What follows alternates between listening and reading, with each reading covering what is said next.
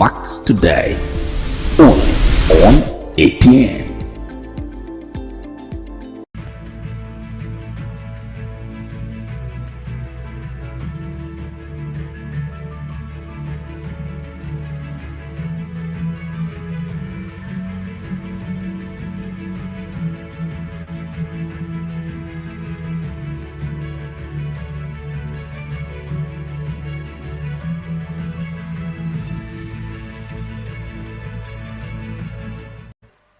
This is the international news on Atlantic Television Network.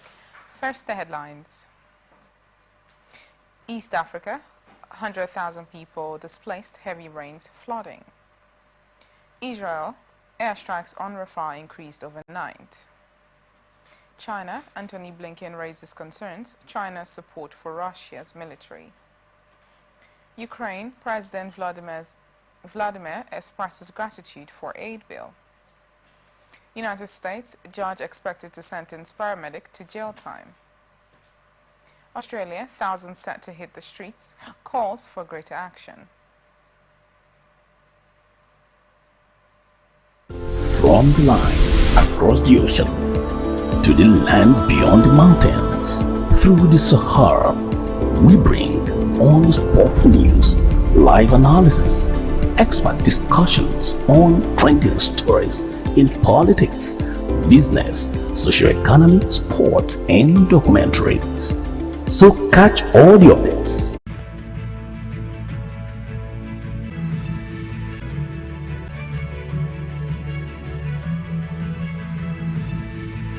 And now the news in details. Eastern Africa has experienced heavy rain in recent weeks, with flooding in Kenya, Tanzania and Burundi. About 100,000 people have been displaced or otherwise affected in each country, with 32 reported deaths in Kenya and 58 in Tanzania, alongside damage to farmland and infrastructure. There are also fears that large areas of standing water could give rise to outbreaks of waterborne diseases. The Kenyan capital, Nairobi, has been particularly affected this week. The city usually records about 150 millimeters of rain in April, but has so far had an estimated 200 to 300 millimeters, with some unofficial weather stations having reported much higher amounts. Flooding spread through the city on Wednesday, with people forced to take refuge on their roofs, where many slept overnight. The increased rainfall is linked to the Indian Ocean dipole, a periodic fluctuation in temperature across the Indian Ocean similar to the better-known El Niño phenomenon in the Pacific. The IOD is now in a positive phase, during which warmer waters move into western parts of the ocean, accentuating rainfall in eastern Africa. This effect is further intensified when a positive IOD phase coincides with El Niño, as is now the case. A powerful El Niño event that began last June is drawing to a conclusion. Meanwhile, in Europe, after a very warm start to April, area of high pressure that developed towards the northwest and later the west of Europe, allowing colder air to sink southwards across much of the continent. Cooler conditions in late April are not uncommon, but severe frost in late spring are rare and can have significant effects on the agricultural industry. Several mitigation measures have been put in place in recent days to protect vulnerable early season plants from frost damage. Kenya Airways on Friday accused the authorities in the Democratic Republic of the Congo of harassment over the continued detention of the two airline staff for alleged customs violations despite a court order ordering their release. Officers from Congo's military intelligence detained the pair on April 19 for allegedly failing to complete customs documentation related to valuable cargo that was meant to be transported a week earlier, the airline said in a statement. The airline workers have been granted only targeting Kenya Airways business, the airline said. Out assault, despite allies' warnings, this could cause mass casualties. Medics in the besieged Palestinian enclave reported 5 Israeli airstrikes on Rafah early on Thursday that hit at least 3 houses, killing at least 6 people, including a local journalist. We are afraid of what will happen in Rafah. The level of alert is very high. Ibrahim Quraishi, the Palestinian ambassador to the United Nations, said. Some are leaving. They are afraid for their families, but where can they go? They are not being allowed to go to the north and so are confined to a very small area. The Gaza Strip is about 40 kilometers long and between about 5 kilometers and 12 kilometers wide and is one of the most densely populated areas in the world. In the 7th month of a devastating air and ground war, Israeli forces also resumed bombarding northern and central areas of the enclave, as well as east of Khan Yunis. In the south, Israel's stated goal is to destroy Hamas, though it is unclear how they would do so. A United Nations team visiting a site for a staging area and pier for maritime aid operations was forced to take cover in a bunker on Wednesday after the area came under attack, a spokesperson said on Thursday. They were there for some time, but there were no injuries. Israeli Prime Minister Benjamin Netanyahu's war cabinet was meeting to discuss how to destroy the last vestiges, the last quarter of Hamas battalions in Rafah and elsewhere, government spokesperson David Menz said. The Israeli government sought another deferral on Thursday of a looming Supreme Court enforced deadline for it to come up with a new military conscription plan that would address mainstream anger at exemptions granted to ultra-Orthodox Jews. The court hearing appeals that described the decades-old waiver as discriminatory had given March 31st as the original deadline. That was extended to April 30th as a request of the government, which argued it was busy waging the Gaza war. In a new request, the Justice Ministry asked for a deferral to May 20th, citing a lag in appointing a government lawyer and significant national security events of recent days, which it said had halted government work on a conscription blueprint. That appeared to refer to an unprecedented Iranian drone and missile salvo against Israel on April 13 to 14, a surge in fighting on the Lebanese front and Israeli preparations to invade the southern Gaza city of Rafah as part of the offensive to crush Hamas. There was no immediate response from the Supreme Court. The ultra-Orthodox conscription waiver has become especially charged as Israel's armed forces, made up mostly of teenage conscripts and older civilians mobilized for reserve duty, are overstretched by the multi-front war now in its 7th month.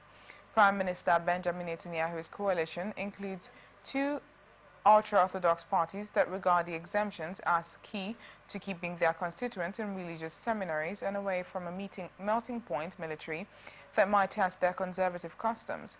The ultra-Orthodox make up 13% of Israel's 10 million population, a figure expected to reach 19% by 2035. Due to their high birth rates, economists argue that the conscription waiver keeps some of the community unnecessarily out of the workforce, spelling a growing welfare burden for middle-class taxpayers.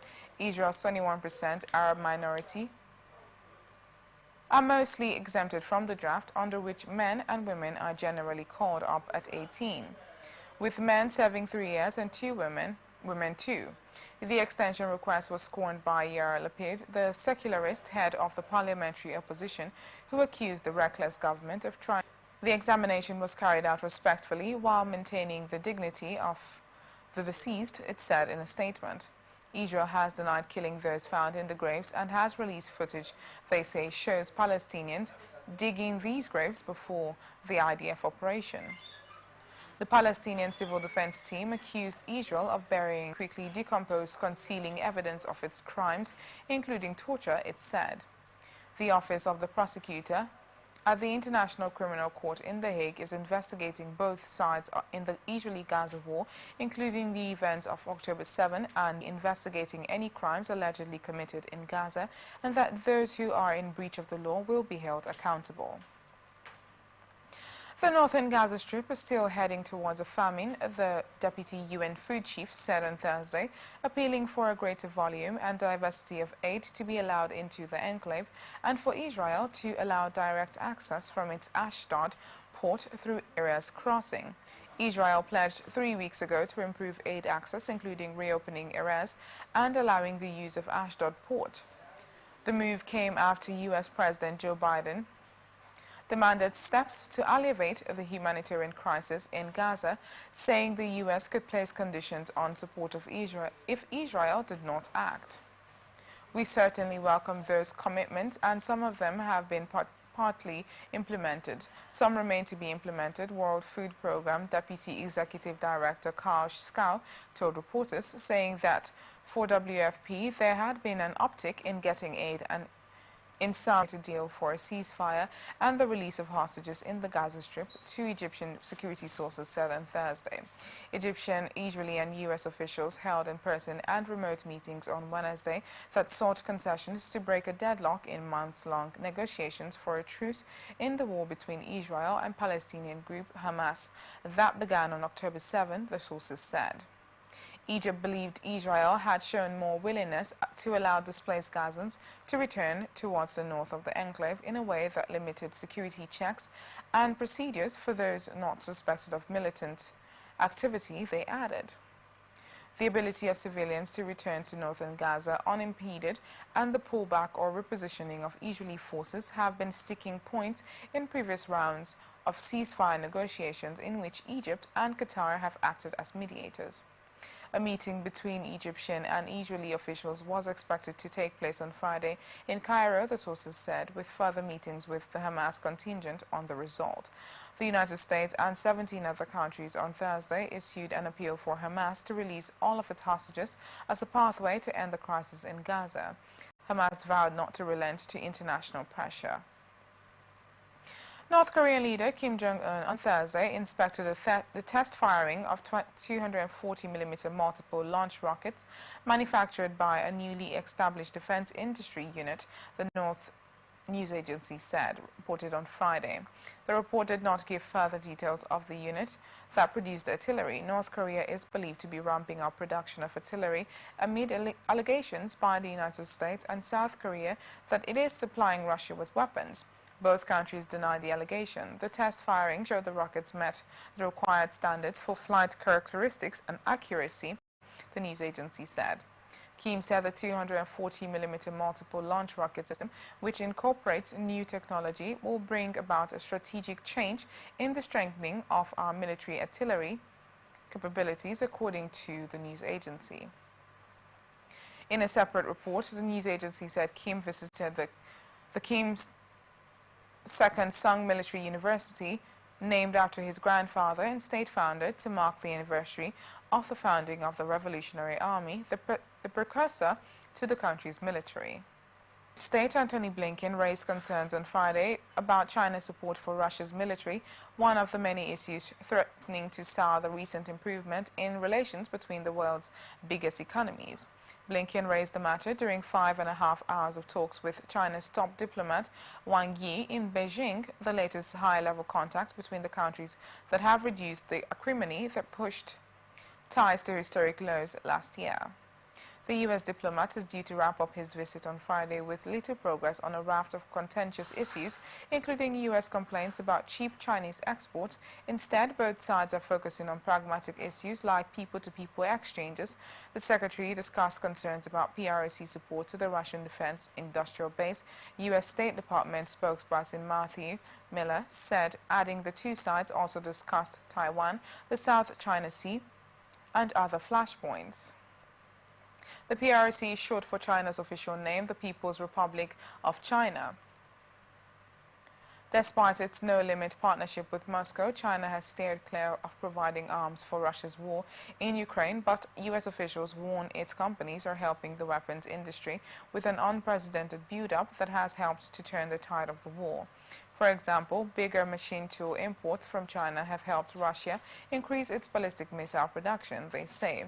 The U.S. officials say such assistance risk hurting the broader bilateral relationship, even as ties stabilize after being hit by then-House Speaker Nancy Pelosi's visit to Taiwan in 2022 and the U.S. downing of a suspected Chinese surveillance balloon in February 2023. China has said it has not provided weaponry to any party, adding that it is not a producer or party involved in the Ukraine crisis. However, it says that normal trade between China and Russia should not be interrupted or restricted. Chinese food delivery giant Meituan is seeking to hire staff for at least 8 positions based on Riyadh, in a sign it may be looking to Saudi Arabia to further its global expansion ambitions. The job ads, which is hiring for Kita, the brand name Meituan uses for its food delivery operations in Hong Kong, is seeking candidates with expertise in business development, user acquisition, and customer retention, according to posts seen on LinkedIn and on Middle Eastern job site. Meituan did not immediately respond to a request for comment on its plan for Saudi Arabia expansion. Bloomberg reported earlier on Friday that the Beijing-based firm would make its Middle East debut with Riyadh as the first stop. Since expanding to Hong Kong in May 2023, Meituan's first foray outside of mainland China, speculation has persisted that its overseas march would continue as the firm searches for growth opportunities, with the Middle East rumored since last year to be one area of possible expansion. We are actively evaluating opportunities in other markets, Meituan Chief Executive Wang Zi said during a post-earnings call with analysts last month. We have the tech know-how and operational know-how, so we are quietly confident we can enter a new market and find an approach that works for consumers there.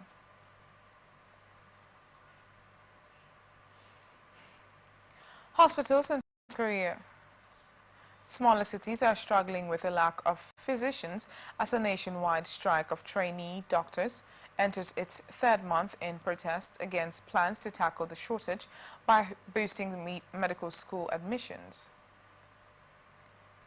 Seoul, the capital, boasts top-level hospitals, but smaller cities are starved of doctors, in a trend experts say will only get worse as the population ages at one of the world's fastest rates, while birth rates are the 1,000 people, one of the lowest rates among developed countries, according to the Organization of Economic Cooperation and Development. In contrast, top-ranked Austria has 5.5 for every 1,000 people. I hope the number of doctors will increase in the future due to our rapidly aging society, which means more and more people will visit hospitals, said Yoo Byung-soon, 66 of those being treated in the Incheon hospital. Because it cannot find staff, the hospital's cardiology department has resorted to using roving doctors from a nearby university hospital, Cho added. In a complaint this week, to Incheon's equivalent of 2.65, the city racked up South Korea's highest rate of avoidable deaths, an indicator of health care in 2021. While the corresponding rate for Seoul was 38.56, health ministry figures show. One 82-year-old woman who spent a month in hospital in Incheon, Yoon Gwemja, said she was satisfied with the healthcare system now, but added, "I am worried there won't be many doctors around in the future." India began voting on Friday in the second phase of the world's biggest election as Prime Minister Narendra Modi and his rivals raised the pitch of the campaign by focusing on hot-button issues such as religious discrimination, affirmative action, and taxes. Almost 1 billion people are eligible to vote in the seven-phase general elections that began on April 19 and concludes on June 1st, with votes set to be counted on June 4th. Modi is seeking a record equaling third straight term on the back of his economic record, welfare measures, national pride, Hindu nationalism, and personal popularity. Surveys suggest he will easily win a comfortable majority. His challengers have formed an alliance of more than 24 parties and are compromising greater affirmative action, more handouts, and an end to what they call Modi's autocratic rule. A total of 88 seats out of the 543 seats in the lower house of parliament went to the polls on Friday, with 160 million people eligible to vote. They were spread across 13 states and federal territories in the world's most populous country. More than half of the seats in Friday's contest were in the southern state of Kerala and Karnataka and the northwestern state of Rajasthan. The campaign has become more heated since the first phase of voting on April 19, as Modi and the main opposition Congress party have faced off on communal issues, with Modi accusing Congress of favoring minority Muslims, aiming to dilute affirmative action, and planning to impose an inheritance tax.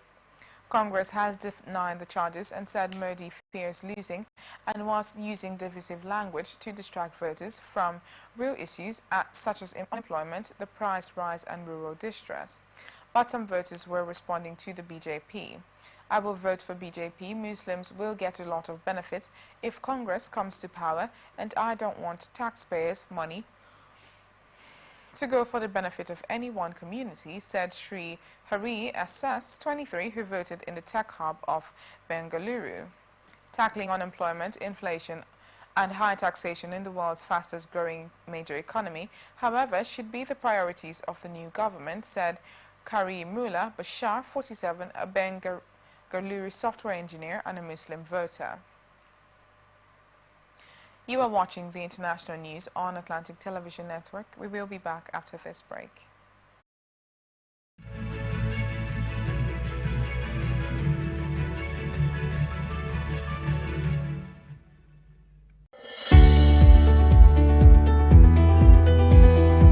People into the country illegally. That is amazing. Honorable You human trafficker. Honorable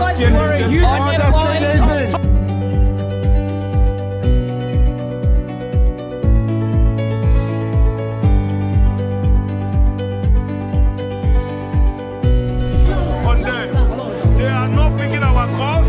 They made up their minds. So no agreement with the EU, but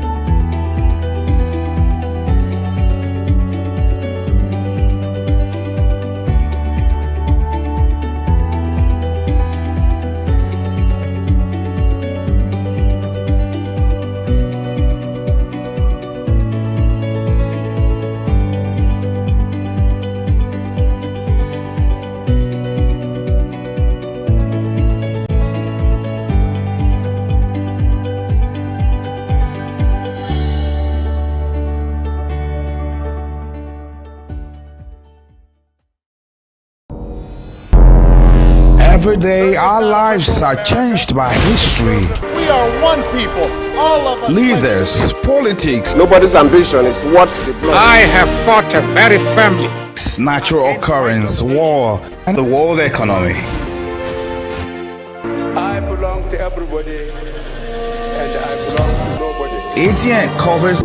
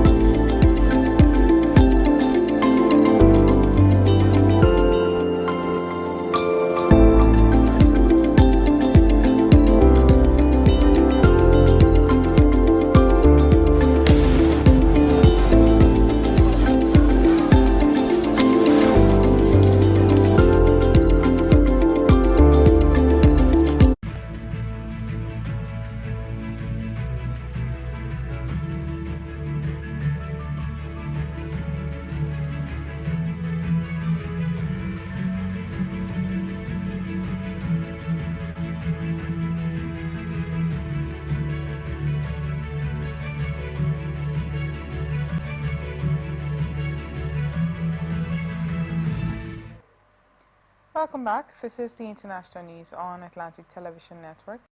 Now the rest of our stories. Russia and its allies in Asia should expand joint military exercises as they face a direct threat from attempts by the United States to expand its security influence in the region, Russian Defense Minister Sergei Shoigu said on Friday. The arrest of one of his deputies this week in a bribery scandal, a development that threatens to weaken him politically. In his speech, he accused the U.S.-led Quad and AUKUS blocs of trying to reshape the security structure in the Pacific to suit themselves and said that increasing pressure was being exerted on China over Taiwan. Shoigu said the main threat in Central Asia came from radical terrorist groups located in Afghanistan. He said the United States were working to restore influence in the region that it lost after the withdrawal of its troops from Afghanistan in 2021.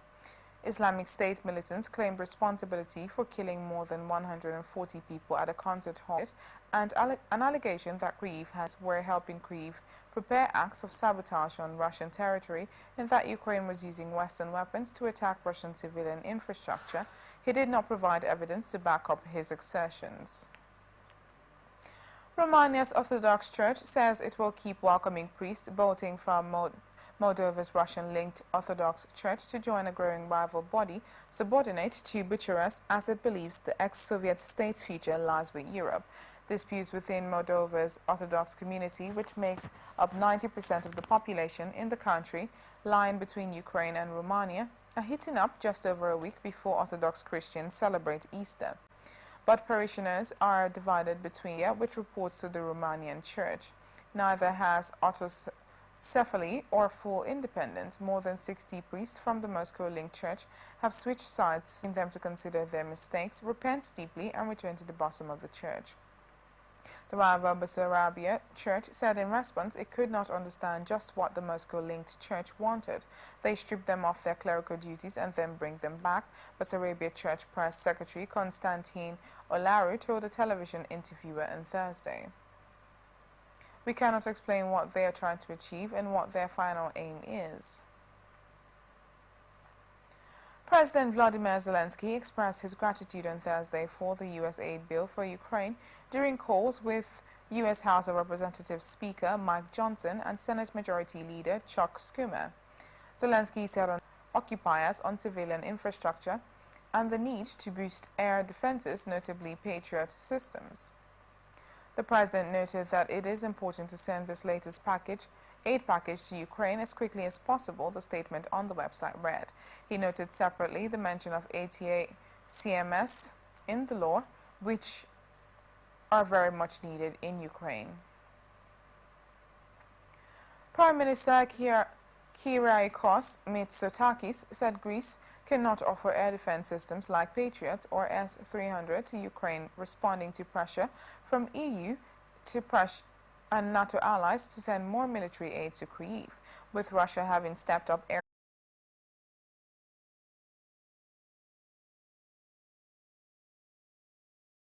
Friday, but later said that bill of 75.7 million hryvnias had been paid. Sosky tendered his resignation on Thursday, but technically remains in his post until Parliament reviews his request. He is the first known minister under President Vladimir Zelensky to be named a suspect in a graft case. The investigation is to determine whether Sosky should be formally charged and put in 12 years in jail. Sosky was unavailable for immediate comment. The 44-year-old Sosky has been at the center of Ukraine's effort to help its grain industry, going as Russia's full-scale invasion has blocked Black Sea export routes, strewn fields with landmines, and left significant farmland occupied.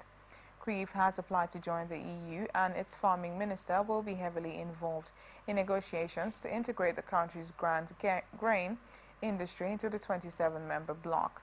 Prosecutors say Sosky was part of a group of 12 officials and businessmen who organized a scheme to expropriate land from two state firms worth 291 million hryvnia.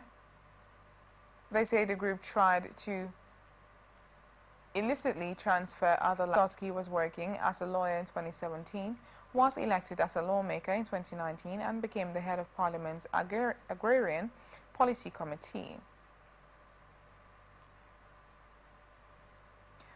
A Colorado judge on Friday is expected to sentence a paramedic convicted in the 2019 death of Elijah McClain, the last defendant, to face jail time for the young black man's death. McClain, 23, died after police slammed him into the ground soon after stopping him and putting him in a chokehold at least twice. Paramedics injected him with an excessive dose of ketamine and an anesthetic used for sedation after police said he was in a state of excited delirium. McClain was not suspected of any wrongdoing when he was walking on the street and police stopped him. The sentencing of Jeremy Cooper, 49, who faces up to 3 years in prison for his conviction last December of criminally negligent homicide, closes out the 3 trials around McClain's death. 1 police officer was sentenced to 14 months in prison, 2 officers were found not guilty, and Cooper's fellow paramedic was sentenced to 5 years. Paramedics rarely face charges in such cases. Colorado has undergone significant police reforms since the killing of McClain and the following year's racial justice protests ignited by the killing of George Floyd. They have to make policy to do so based on that people wanted to ignore or say did not happen here in Colorado, the Democrats said. Herod, one of the most impactful measures of a sweeping 2020 police reform bill she's co-sponsored, spelled out that officers have a duty to intervene if they see a colleague committing civil rights violations. Herod said she is now focusing on providing whistleblower protections for police officers and said new laws are needed to ensure that, for example, that independent bodies investigate allegations against police. Donald Trump got another break when the U.S. Supreme Court signaled some support for his immunity claim, even as more of his allies face prosecutions for the former president's attempt to overturn his 2020 election loss. Trump, seeking to regain the presidency this year, has managed to delay 3 of the 4 criminal cases against him. At the same time, the legal peril has ramped up for Trump associates and supporters who stand accused of aiding his attempt to hold on to power after his defeat. State authorities in Arizona on Wednesday charged 18 people accused of plotting to illegally claim the state's 2020 electoral votes for Trump's, despite Joe Biden's narrow victory there. Trump was named as an uncharged co-conspirator. The Supreme Court on Thursday appeared open to the idea of narrowing the federal criminal case against Trump, which is focused on many of the same events as the Arizona case, based on the view that presidents should have some legal protection for conduct that is part of their official responsibilities. Trump, the Republican candidate challenging Democrat Biden in the November 5th U.S. election in a rematch from 4 years ago, has not fully shielded himself from legal consequences. He is currently on trial in New York on charges that he falsified records to pay hush money to a porn star ahead of the 2016 election, a case that does not involve his official actions as president. But Trump's status as a former president has enabled him to challenge legal cases in ways unavailable to others accused of attempting to subvert the election on his behalf. Indeed, Trump appointed 3 of the justices on the Supreme Court, which has a 6-3 conservative majority. The U.S. Supreme Court had a monumental hearing on immunity, Trump said on Thursday as he left court in Manhattan. I hear the meeting was quite amazing, and the justices were on their game. Questions posed by the justices on Thursday about how their ruling would affect future presidents underscored just how different Trump's case is compared to the prosecution of his low-level allies. This case has huge implications for the presidency, for the future of the presidency, for the future of the country, said conservative Justice Brett Kavanaugh, a Trump appointee. Harvey Weinstein's 2020 conviction for sexual assault and rape was overturned by New York's highest court, reopening the landmark case that fueled the #MeToo movement and highlighting the challenges of holding powerful men accountable. Many accusers of the former Hollywood movie mogul condemned Thursday's decision, with the actress Ashley Judd telling reporters it was an act of institutional betrayal. The Office of Manhattan District Attorney Alvin Bragg signaled it planned to retry Weinstein. In a bitterly divided 4-3 ruling, the State Court of Appeals said the trial judge made a critical mistake by letting women testify that Winston assaulted them, even though their accusations were not part of the charges he faced. The appeals court said the trial judge compounded the error by ruling that if Winston took the witness stand, prosecutors could question him on a wide range of loathsome conduct, including bullying and fits of anger towards associates. It said the ruling had an impact on Winston's decision not to testify in his own defense, undermining a fact-finding process that turned on the party's credibility. The remedy for these egregious errors is a new trial, Judge Jenny Rivera wrote for the majority. Winston, 72, has been serving a 23-year sentence in a prison in upstate Rome, New York. Jurors in Manhattan convicted him in February 2020 of sexually assaulting former production assistant Miriam Haley in 2006 and raping aspiring actress Jessica Mann in 2013. The conviction included charges of first-degree assault and third-degree rape. Winston was acquitted on other charges. At a press conference, Winston's lawyer, Arthur Aidala, called the decision a great day for America. Aidala said Winston expressed relief when they spoke about the decision, which Winston learned about when someone at the prison handed him a piece of paper announcing the outcome. Representatives of the Australian Muslim community have called out what they called questionable law enforcement tactics after 7 minors were arrested and 6 of them charged with counter-terrorism-related offences this week. 3 major bodies, the Australian National Imams Council, the Alliance of Australian Muslims, and the Australian Muslim Advocacy Network, have also demanded the government revise Australia's counter-terrorism laws, saying they target specific communities. The NSW Joint Counter-Terrorism Team executed 13 search warrants on Wednesday that resulted in the arrest of 7 teenagers described as associates of a 16-year-old who allegedly stabbed a bishop at a church in Wakeley last week. 5 of the teenagers were charged on Thursday with terrorism offenses, including possessing or controlling violent extremist material. A 15-year-old boy in police custody was charged on Friday with conspiring to engage in any acts in preparation for or planning a terrorist act. The 7th teenager has been released. Lawyer and advisor to the Australian National Imams Council, Ramia Abdul Sultan, said the Muslim leaders demanded that government and law enforcement agencies commit to an immediate and thorough inquiry into the processes leading up to the raids, ensuring transparency and accountability. There must be a commitment to meaningful engagement regarding this process with the community and to avoid sensationalism that can cause undue panic and a breakdown in social cohesion, she said. She said the Muslim community was outraged and has been isolated by the incidents of the past week and called for a revision of Australia's counter-terrorism laws to eliminate the classification of religiously motivated terrorism. It is imperative that our legal frameworks reflect the complexity of these acts and avoid simplistic attributions that target specific communities. The Abdul Sultan said, the presumption that terrorism is inherently tied to religion is not only inaccurate but harmful. Speaking at a press conference in Greenacre on Friday, Abdul Sultan was flanked by leaders of the Muslim community, including the Grand Mufti of Australia, Ibrahim Abu Muhammad, and the President of the Australian National Imams Council, Sheikh Shadi Al-Suleiman. The Muslim organization said they were not consulted before the raids and questions the process that led to the arrest and the charging of the teenagers, including providing advance media notifications of the raid.